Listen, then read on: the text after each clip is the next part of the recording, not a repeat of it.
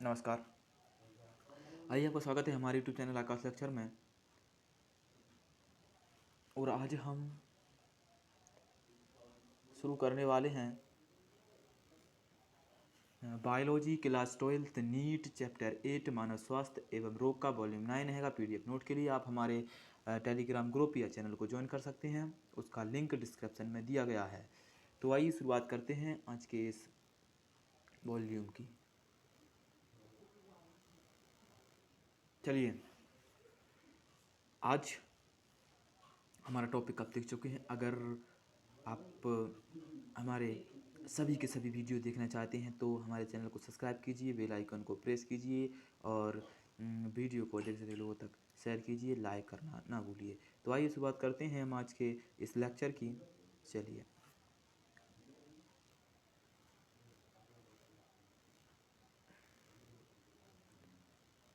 तो चलिए प्रारंभ करते हैं आज का ये लेक्चर।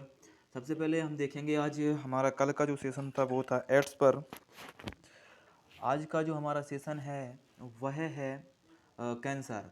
पूरा इसमें कैंसर को आज क्लियर करेंगे। आज बने रहिए आखिरी तक। कैंसर का पूरा इसमें जो कैंसर है उसे आज क्लियर करने की कोशिश करेंगे एक ही लेक्चर में, ठीक है। सबसे पहले शुरुआत करते हैं हम यहाँ से। तो इसमें आएगा कैंसर। कैंसर क्या है?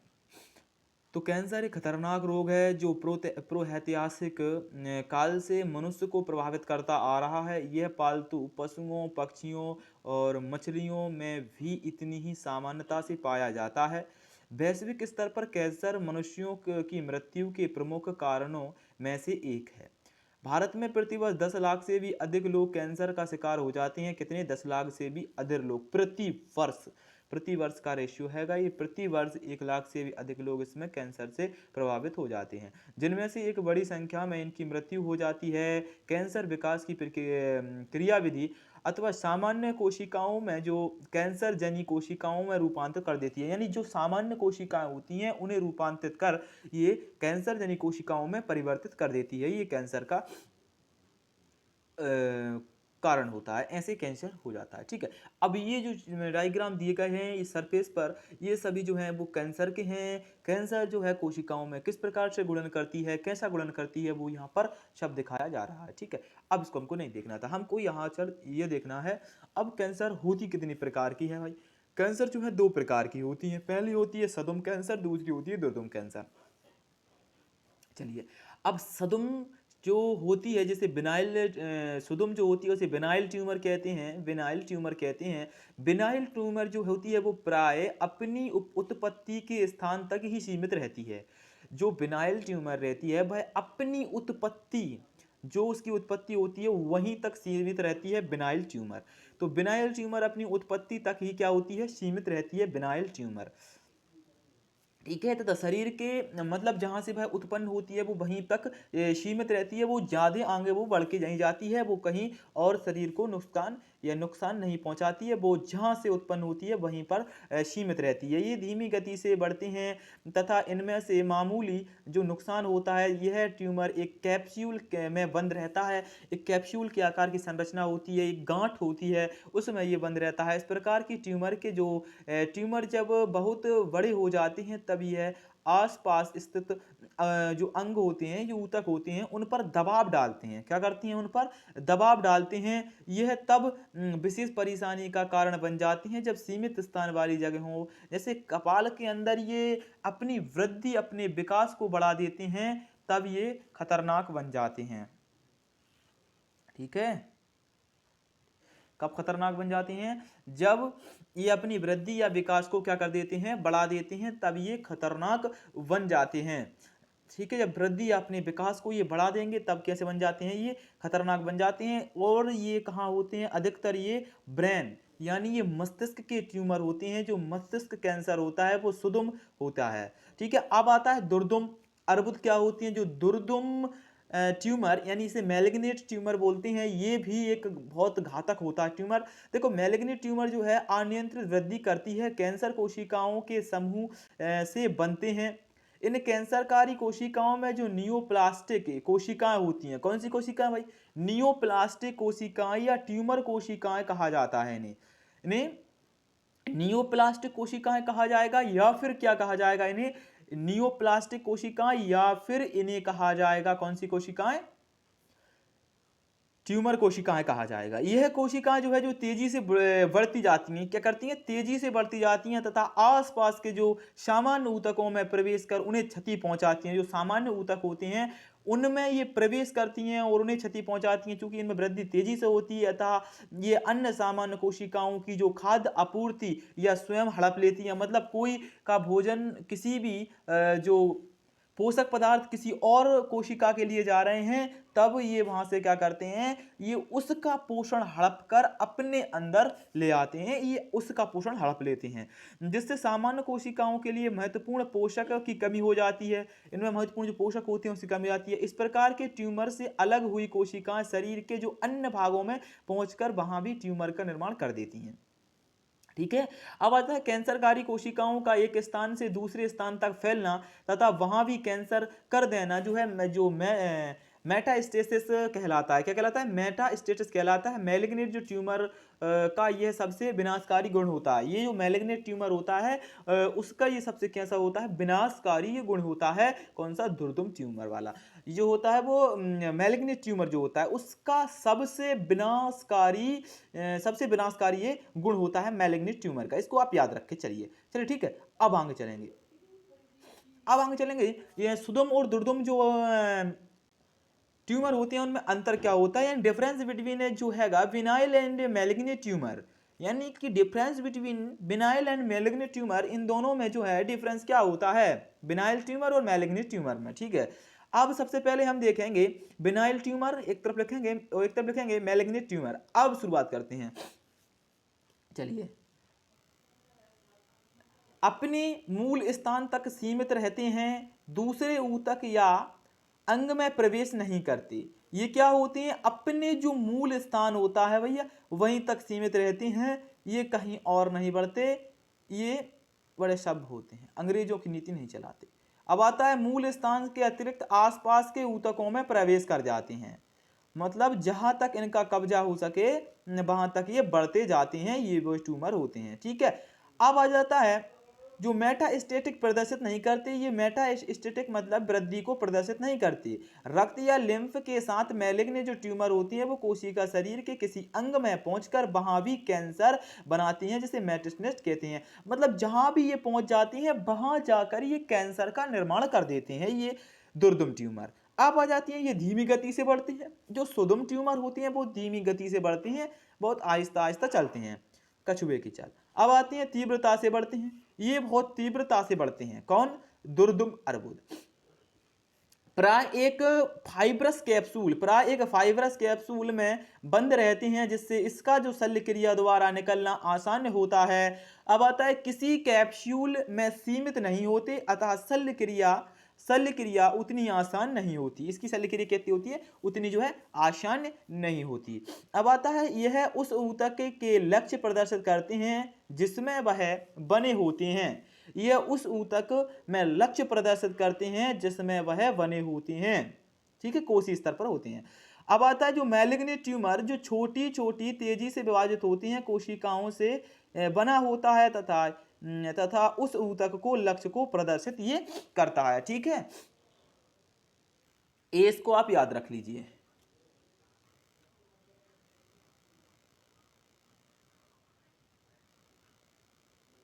चलिए,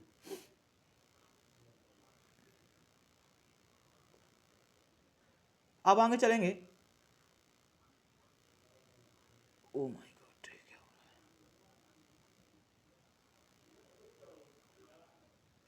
चलिए।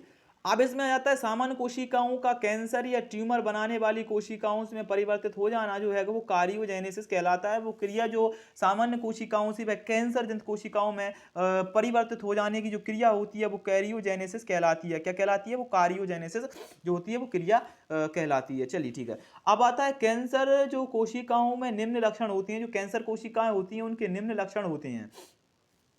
क्या लक्षण होते हैं कैंसर कोशिकाओं के, जी, कैंसर कोशिकाओं के निम्न लक्षण होती हैं। कैंसर कोशिकाओं के निम्न लक्षण होती हैं, समझिए। देखो, कोई जो कैंसर कोशिकाएं होती हैं, जो कैंसर कोशिकाओं में विन्नन होता है, कैंसर कोशिकाओं में क्या होता है, भिन्नन होता है, भिन्नन का अभाव होता है। जो कैंसर कोशिकाएं होती हैं उनमें भिन्नन का अभाव होता है, मतलब कैंसर कोशिकाएं अभिन्नित या अविशिष्ट होती हैं तथा शरीर के या उसके किसी भाग में क्रियाकलापों में हिस्सा नहीं लेती हैं। ये किसी भी भाग के जो क्रियाकलाप होती हैं उनमें ये कभी भी हिस्सा नहीं लेती हैं। इसका अर्थ है कि कैंसर कोशिकाएं किसी भी भिन्नित जो एपिथेलियम या पेशी कोशिका, संयोजी ऊतक कोशिका आदि की ही तरह नहीं दिखाई देती, ये उनकी तरह दिखाई नहीं देती। सामान्य कोशिका अधिकतम 50 बार कोशिका चक्र प्रदर्शित करती है, लेकिन कैंसर कोशिका होती है उनका वह गुण समाप्त हो जाता है, मतलब वह 50 बार अपना जीवन जो है कोशिका चक्र प्रदर्शित नहीं करती है। अब आता कैंसर कोशिकाओं का केंद्रक असामान्य होता है। पहचान है जो कैंसर कोशिकाओं की। अब हैगा कैंसर कोशिकाओं का जो केंद्रक होता है वो सामान्य से बड़ा व परिवर्तित जीन वाला होता है। जो कैंसर कोशिकाएं एप्टोपोटोसिस जो होती है अथवा नियोजित कोशिका मृत्यु का गुण प्रदर्शित नहीं करती, मतलब इन कोशिकाओं की जो कैंसर कोशिकाएं होती हैं वो मृत्यु का गुण प्रदर्शित नहीं करती। इन कोशिकाओं का कभी भी मृत्यु नहीं होती। कैंसर कोशिकाएं ट्यूमर बनाती हैं। कैंसर कोशिकाएं जो है मेटास्टेसिस प्रदर्शित करती हैं। जो मेटास्टेसिस क्रिया होती है उसको ये प्रदर्शित करती हैं। अब कैंसर का कारण क्या होता है वो देखेंगे हम। हाँ, कैंसर का कारण क्या है, देखो अनेक भौतिक, रासायनिक व जैविक, इसके फिजिकल भी हो सकती हैं, केमिकल भी हो सकती हैं, वो बायोलॉजिकल भी इसके एजेंट जो हो सकते हैं। ठीक है, अब कैसे हो सकते हैं, देखो सामान्य कोशिकाओं को कैंसर नियोप्लास्टिक कोशिकाओं में रूपांतरित कर सकते हैं। जो नियोप्लास्टिक होते हैं वो सामान्य कोशिकाओं को कैंसर जन्य कोशिकाओं में परिवर्तित कर सकते हैं। इन पदार्थों या कारकों को कैंसरकारी कहा जाता है। ये निम्न कारक जो कैंसर के कारण होते हैं। ये कोई भी कारण हो गया जो कैंसर के कारण, वो मतलब कोई अनुवांशिक कारक भी हो सकता है, जैविक कारक भी हो सकता है, भौतिक कारक भी हो सकता है और रासायनिक कारक भी। मतलब कैंसर रासायनिक कारक, भौतिक कारक, जैविक कारक और अनुवांशिक कारक किसी भी कारण से कैंसर हो सकता है। अब हम देखेंगे भौतिक कारण या इसके फिजिकल जो हैं वो फैक्टर्स क्या होते हैं। किसके, कैंसर के फिजिकल फैक्टर क्या होते हैं। सबसे पहले हम देखेंगे यही कि कैंसर के जो फिजिकल फैक्टर हैं वो क्या होते हैं, उनको देखेंगे हम। कैंसर के फिजिकल फैक्टर देखो, अब इसमें क्या है, आयोनाइजिंग, जो आयोनाइजिंग विकिरण हैगा, आयोनाइजिंग विकिरण, एक्सरे, गामा रे, ये नॉन आयोजाइनिंग जो विकिरण होते हैं, परावैगनी किरणें होती हैं, ये सब आते हैं। ठीक है, फिजिकल में आते हैं। चलो ठीक है, देखो रासायनिक कारक क्या होते हैं अब इसके, तंबाकू भी हैगा। तंबाकू से कैसे होता है भाई, तंबाकू के धुएं में जो कार्सिनोजन या फेफड़ों के प्रमुख अंगों में जाकर जम जाता है और उनको ब्लॉक कर देता है। ठीक है, अब आता है जैविक कारक क्या होती हैं, इसके बायोलॉजिकल जो फैक्टर्स होते हैं वो क्या होते हैं, उनको देखेंगे। अब हम बायोलॉजिकल फैक्टर्स क्या होती हैं भाई, देखो अनेक प्रकार के विषाणु मनुष्यों में कैंसर उत्पन्न करने में सक्षम होते हैं, और जैसे ओकोजेनिक विषाणु, ये सब क्या किसमें आते हैं, जो विषाणु वायरस इसको उत्पन्न करते हैं वो सब आते हैं बायोलॉजिकल फैक्टर्स में। ठीक है, अब आता है अनुवांशिक कारक भी होते हैं, कुछ जेनेटिक फैक्टर भी होती हैं इसके कुछ। देखो सामान्य कोशिकाओं में कुछ ऐसे जीन होते हैं, सामान्य कोशिकाएं होती हैं उनमें कुछ ऐसे जीन होते हैं जो कि कोशिकाओं को जो वांशिक वृद्धि कर देते हैं, उन जीनों को हम ओकोजीन कहते हैं। इनके बारे में हम पढ़ चुके हैं। तो वह जीन जो उसकी ज्यादा वृद्धि कर दें, उसकी अवांछनीय वृद्धि कर दें किसी कोशिका में, वह अनुवांशिक फैक्टर ओकोजीन कहलाते हैं। ठीक है, तो ये सब हमने इसमें देख लिए। तो अब आता है कार्सिनोजन और इसके प्रभावित अंग। यहां पर टेबल इस पर देखिए क्या आएगा, इसमें सिगरेट का धुआं जो है वो फेफड़ों को ब्लॉक करेगा। इसमें एन नाइट्रोसिडिमेथिलीन होता है। अब आता है कालिक कण, जो कालिक यानी धुआं के जो कण होते हैं वो त्वचा और फेफड़ों दोनों चीजों को क्या करते हैं, प्रभावित करते हैं। अब आ जाता है एप्लाटॉक्सिन, यानी इसे कवक विष बोलते हैं, वो यकृत को प्रभावित करता है। मस्टर्ड गैस जिसे हम मेथेन बोलते हैं, वह फेफड़ों को प्रभावित करती है। अब आ जाते हैं हम कैडमियम ऑक्साइड जो होता है वो प्रोटिस्ट ग्रंथि को प्रभावित करता है। किसको करता है? प्रोटिस्ट ग्रंथि को। अब आता है कोल्टायर, ये सब आप देख सकते हैं कौन किसको, जो एविस्टॉस होता है वो फेफड़ों को प्रभावित करता है। ये सब आपके लिए चलो ठीक है। अब हम देखेंगे आगे की भौतिक, रासायनिक व जैविक कारक भी किसी ना किसी तरह से ओकोजीन या सामान्य जीन को ओकोजीन या कैंसर जीन में बदल सकते हैं, ये क्रिया। ठीक है। अब आता है कैंसर की पहचान व निदान कैसे होते हैं भाई।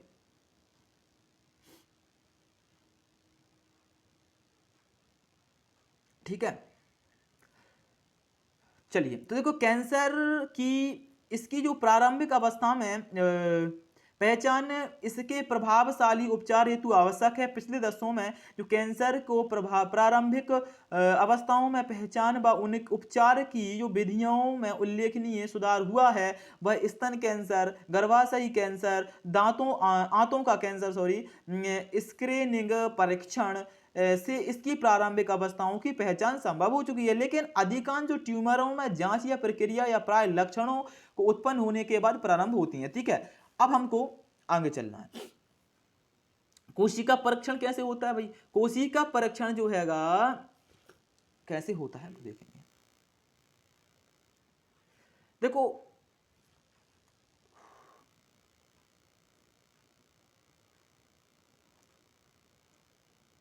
सर्वाइकल स्मीयर परीक्षण जो होता है, जैसे परीक्षण में गर्भाशय ग्रीवाओं में कुछ कोशिकाएं पहुंचकर निकाल ली जाती हैं। यह माइक्रो स्कैनिंग की मदद से जो कैंसर के जो संभावना मतलब उसका जो पहचान इसमें किया जाता है वो क्या कहलाता है। ठीक है, अब हमको इसमें देखना है बायोप्सी। बायोप्सी भी एक होती है, इसको देखिए। तो कोशिका परीक्षण भी एक प्रकार की बायोप्सी ही है। बायोप्सी में शरीर के उस भाग जहां कैंसर की संभावना व्यक्त की गई है के ऊतक का एक छोटा सा टुकड़ा या कोशिकाओं की सूक्ष्मदर्शीय जांच की जाती है। कोशिकाओं को सीधे ही देख लिया जाता है, जबकि ऊतकों की जो पतली काठ को उचित अभिरंजकों में रंग कर इनकी सूक्ष्मदर्शीय जांच की जाती है, जिसे रोग विज्ञानी करता है। इसके ऊतक विकृत, ठीक है, इसको अपन नहीं देखना है। अब हमको देखना है इसका जो दूसरा पॉइंट है वो प्रतिबिंबन तरीके क्या होते हैं, इसके इमेजिंग जो टेक्निक्स होती हैं वो क्या होती हैं। देखो प्रतिबिंबन यानी तकनीक है या कांच की एक नॉन इवेसिव जो विधि होती है, यह ऊतकों को प्रारंभिक कैंसरकारी बदलावों की जानकारी दे सकती है। ठीक है, अब आ जाती है एक्सरे।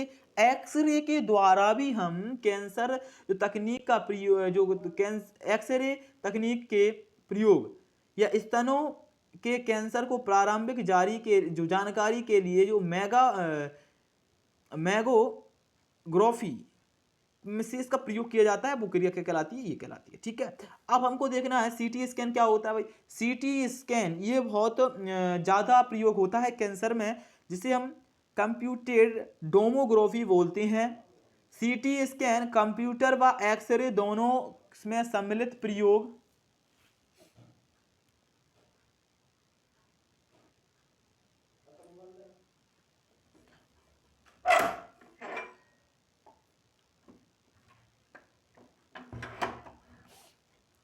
जो है सीटी स्कैन कंप्यूटर व एक्सरे दोनों में सम्मिलित प्रयोग के शरीर में जो आंतरिक अंगों की त्रिविमीय विश्व प्राप्त करने की विधि है, चित्र प्राप्त करने की विधि होती है। इसमें एक्सरे किरणें शरीर में विभिन्न कोणों से प्रवेश कराई जाती हैं ताकि वांछित अंग का साफ जो क्रॉस सेक्शनल प्रतिबिंब प्राप्त किया जा सके, उसका जो चित्र है वो प्राप्त किया जा सके। ये एमआरआई मशीन है, उसका डायग्राम यहां है। इसमें मनुष्य को लिटाकर इसके अंदर प्रवेश किया जाता है। ये ब्रेन ट्यूमर को पहचानने का प्रमुख मशीन होता है। देखिए स्कैन से पहले शरीर का एक ऐसा विरोधाभासी माध्यम इंजेक्ट किया जा सकता है जिसमें रक्त वाहिनी अंग या असामान्य स्पष्ट होकर आसानी से दिखाई देने लगे, वो सीटी स्कैन में होता है। अब हमको एमआरआई देखना है। एमआरआई क्या होता है भाई? देखो जो मैग्नेटिक रिसोर्स रेजोनेंस इमेजिंग जो होता है वही होता है एमआरआई। तकनीक जो है सीटी स्कैन से बेहतर प्रतिबिंबन तकनीक है, क्योंकि इसमें गैर आयोनाइजिंग विकिरण तथा तीव्र चुंबकीय क्षेत्र का प्रयोग किया जाता है। इसमें तीव्र चुंबकीय जो क्षेत्र होता है वो उत्पन्न किया जाता है। मस्तिष्क व मेरुरज्जु के लिए यह विशेष उपयोगी होता है। मस्तिष्क और मेरुरज्जु की जो कैंसर होती है उसके लिए ये इसका प्रमुख उपयोग किया जाता है। वो इसका डायग्राम ये है, ये होता है एमआरआई। ठीक है, अब इसमें आगे चलते हैं। अब इसमें क्या आएगा, जो एमआरआई से शरीर के अंगों व संरचनाओं को उच्च गुणवत्ता वाले त्रिविमीय व क्रॉस सेक्शनल प्रतिबिंब प्राप्त होते हैं। इसमें एक्सरे का प्रयोग नहीं किया जाता है। इसके द्वारा जीवित ऊतकों में होने वाले रोग संबंधी व कार्यकीय बदलावों का सही पता लगाया जाता है, जो एमआरआई यानी सीटी स्कैन की अपेक्षा सामान्य व असामान्य ऊतकों में अधिक अंतर उत्पन्न करती है। ये जो होती है वो फुल प्रूफ विधि होती है। ठीक है, अब हमको देखना है रासायनिक परीक्षण क्या होती है भाई। केमिकल टेस्टिस भी होती हैं कुछ इसके। देखो कुछ प्रकार के जो कैंसरों में कैंसर विशिष्ट एंटीजनों के विरुद्ध एंटीबॉडीज की पहचान या जांच का आधार होती है। ठीक है, तो रक्त में जो एंजाइम जो एसिड फास्फेडेज का एक बड़ा स्तर या मल में रक्त की सूक्ष्म मात्रा की जो भी कुछ कैंसर जीनों का प्रमुख प्रयुक्त करता है। ठीक है, ये रासायनिक परीक्षण इसके इस प्रकार से करते हैं। अब सीधी जांच भी है कुछ इसकी, जैसे एंडोस्कोप एक मशीन होती है, उसके द्वारा इसका क्या किया जाता है, जांच किया जाता है। के द्वारा शरीर के आंतरिक भाग जैसे कि अज्ञात श्वसन मार्ग, मूत्र जनन मार्ग की जांच कर कैंसर की पहचान की जा सकती है। कोलोनोस्कोपी, गैस्ट्रोस्कोपी, लेप्रोस्कोपी, ये सभी जो स्कोपी होती है इनकी मदद से सीधी इसकी जांच भी की जा सकती है, जब अन्य जांचों में कैंसर का शक जाहिर किया जा गया हो। मतलब जो और इसके पहले वाली जांच है, एमआरआई हो गई, जो और भी हैं, सीटी स्कैन हो गया, इन सबसे पहले अगर इनमें थोड़ी थोड़ी बताया जा रहा है कि इसमें हो सकता है कैंसर, तब उसके लिए जो सीधी जांच होती है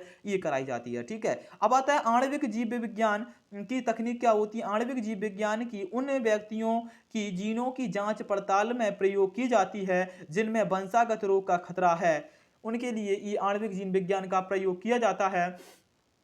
ठीक है, अब हमको देखना है कैंसर का उपचार कैसे होता है। ट्रीटमेंट ऑफ कैंसर, ट्रीटमेंट क्या किया जाता है, क्या ट्रीट किया जाता है ये इसके रोगियों के लिए। कैंसर के उपचार हेतु अपनाई जाने वाली जो रणनीतियां हैं वो शल्य चिकित्सा, विकिरण चिकित्सा, रासायनिक चिकित्सा व प्रतिरक्षी पदार्थों का प्रयोग किया जाता है।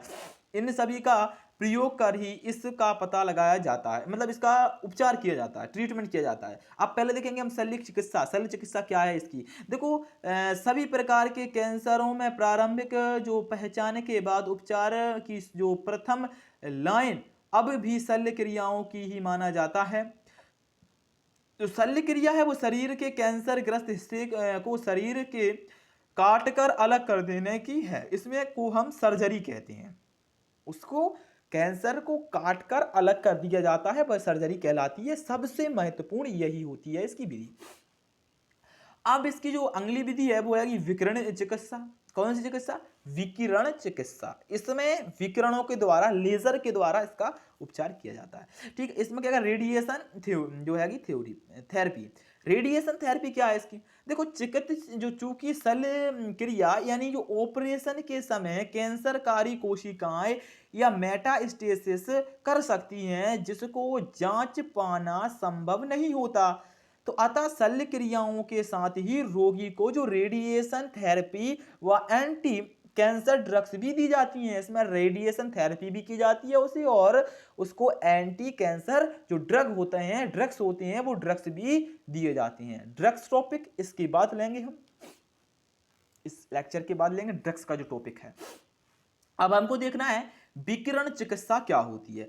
अब कौन सी, हम आ गए किस पर, रेडिएशन थेरेपी पर। ठीक है, तो रेडिएशन जो थेरेपी हुई, तो विकिरण चिकित्सा में जो ट्यूमर कोशिकाओं पर मारक विकिरण डाला जाता है जिसकी उनकी मृत्यु हो जाए। इस दौरान से यह सुनिश्चित किया जाता है कि जो ट्यूमर के आसपास के जो सामान्य ऊतकों को कोई नुकसान ना पहुंचा सके। मतलब इस क्रिया में जो विकिरण को डाला जाता है तो उस स्थान पर डाला जाता है कि वो सामान्य ऊतकों को नष्ट ना करे।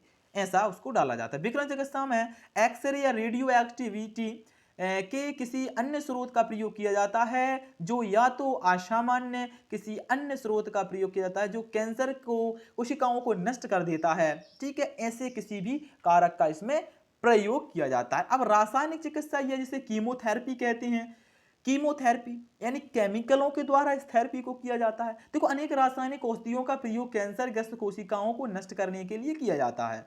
इसमें से कुछ विशिष्ट प्रकार के जो ट्यूमर हेतु प्रयोग किए जाते हैं, इसमें से अधिकांश औषधियों के दुष्प्रभाव भी होती हैं, जैसे कि बालों का झड़ना, रक्तलपता, जी मिचलाना। ये सभी कैंसर के जो ग्रस्त व्यक्ति होती हैं उनके जो रासायनिक यानी कीमोथेरेपी के बाद ये लक्षण उनमें आ जाते हैं। अब आ जाता है कैंसरग्रस्त कोशिकाओं में जो प्रतिरोधकता की स्थिति विकसित ना हो, अतः एक साथ कई एंटी कैंसर औषधियों का प्रयोग किया जाता है। रासायनिक चिकित्सा के साथ एक बड़ी समस्या यह भी होती है कि ड्रग्स तेजी से विभाजित करने वाली सभी कोशिकाओं पर प्रभाव डालते हैं, मतलब जो कोशिकाएं तेजी से विभाजित करती हैं उन सभी पर ये प्रभाव डालते हैं, सिर्फ ट्यूमर कोशिकाओं पर नहीं। अर्थात ये अस्थि मज्जा, हेयर फॉलिकल, अंडाशय, वृषण आदि के अतिरिक्त ये अभी जो भी अंग तीव्र वृद्धि करते हैं उन सभी पर ये प्रभाव डालते हैं, यानी उन सभी की वृद्धि को ये नियंत्रित कर देती हैं, कम कर देती हैं। तो अधिकांश जो कैंसरों का इलाज वो शल्य चिकित्सा, रेडियोथेरेपी,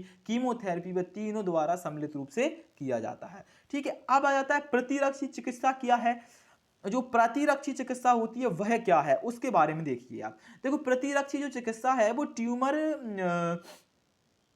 प्रतिरक्षी जो चिकित्सा है वो ट्यूमर की जो कोशिकाएं या प्रतिरक्षी तंत्र से के प्रभाव में बची रहती हैं, अर्थात प्रतिरक्षी तंत्र इन्हें नष्ट नहीं कर पाता है। अतः रोगी यानी वाई इंटरफेरॉन होता है, जैसे पदार्थ दिए जाते हैं, यह पदार्थ जैविक अनुक्रिया रूपांतरणकारी होती हैं जो प्रतिरक्षी तंत्र को सक्रिय कर ट्यूमर को नष्ट करने में मदद करती हैं। कैंसर के उपचार में जो प्रतिरक्षी तंत्र का उत्तेजन जो इम्यूनियोथेरेपी कहलाता है, ये क्रिया मतलब उनके जब इम्यूनिटी को बढ़ाने के लिए जो प्रतिरक्षा दी जाती है वो इम्यूनिटी ये कहलाता है, ठीक है। वो ये थेरेपी कहलाती है, इम्यूनियोथेरेपी वह कहलाती है। तो आज के जो लेक्चर था इसमें हमने पूरा का पूरा कंप्लीट किया है कैंसर को। पिछला लेक्चर था उसमें कंप्लीट किया था हमने किसको, एड्स को। सक्रिय प्रतिरक्षा और निष्क्रिय प्रतिरक्षा में अंतर किए थे। इसमें हमने सुदुम ट्यूमर यानी कि जो मैलिग्नेंट ट्यूमर और बेनायर जो ट्यूमर है उसमें इसमें अंतर किया है। बिनाइल ट्यूमर और मैलिग्नेंट ट्यूमर में इसमें अंतर किया है, बहुत ज़्यादा इंपॉर्टेंट है। और कैंसर का जो वर्णन है बहुत ज़्यादा इंपॉर्टेंट है। एमआरआई किया है, सीटी स्कैन किया है, उसकी कुछ विधियां किया हैं, वो बहुत ज़्यादा इंपॉर्टेंट है, आप उनको देख लीजिए, ठीक है। अगर अभी तक आपने हमारे इस चैनल को सब्सक्राइब नहीं किया है तो चैनल को सब्सक्राइब कीजिए और बेल आइकन को प्रेस कीजिए और घंटी बजाना ना भूलिए, जिससे हमारे प्रत्येक सेक्शन की आपको जानकारी होती रहे। और अधिक से अधिक लोगों तक वीडियो को शेयर कीजिए। थैंक यू, धन्यवाद।